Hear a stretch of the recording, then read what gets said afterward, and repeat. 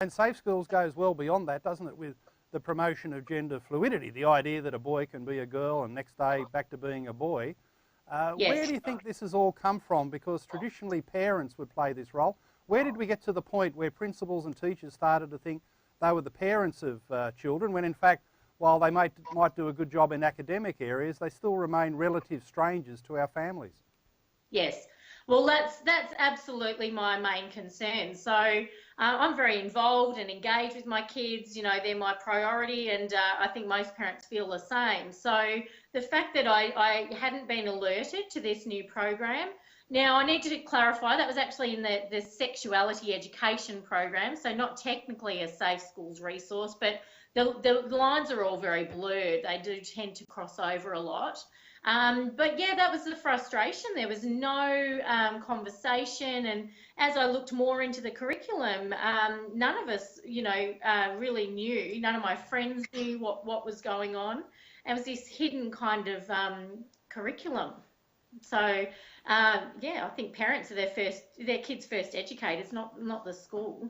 Absolutely. Parents need to play the role, and the school is there primarily for academic and vocational education, not to pretend that they've got a parenting role. The school's got to accept the students as they come out of the families instead of engaging in so much sexualisation of young people, because, you know, this goes down to 12 and 13-year-olds. We've got a video clip here and an audio that I think people will find quite confronting. A lot of people say, what is actually happening in the classroom?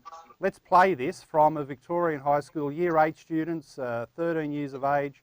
Let's have a listen to what was promoted by way of what you'd have to call masturbation class. Easy.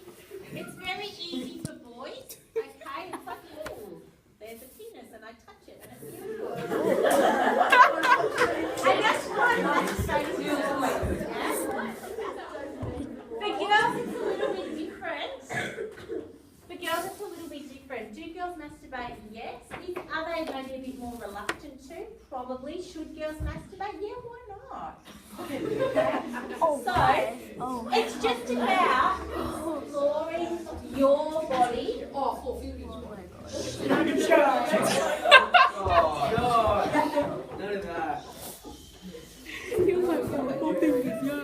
Girls, I would say it's about exploring your body and feeling good in a private setting.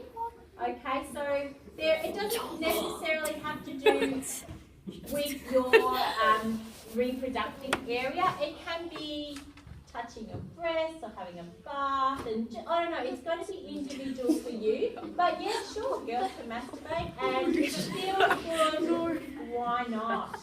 Oh, all right. With the fingering part, I would say if it hurts, you're doing it wrong. Okay, it shouldn't hurt.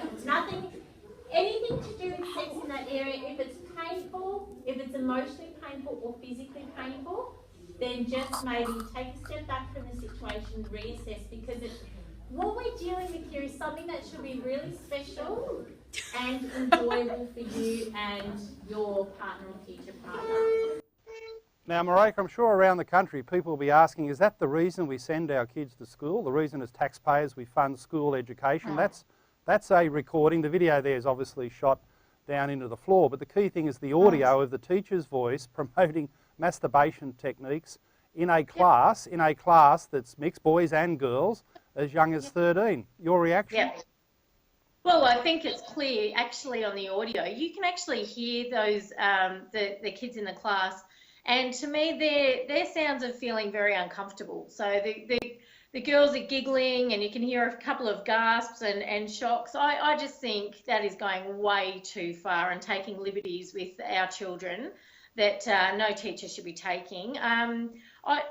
Things have to be age appropriate. I mean, I've been very open with my kids, but what I do is that I wait for them to come and ask me a question. And for each child that has been very different. You know, kids develop at different ages, but this was just totally inappropriate. I just think that's absolutely disgusting. I think there's a really fine line here between sex education. To me, that really is a sexualising, you know, encouraging the masturbation, just not appropriate.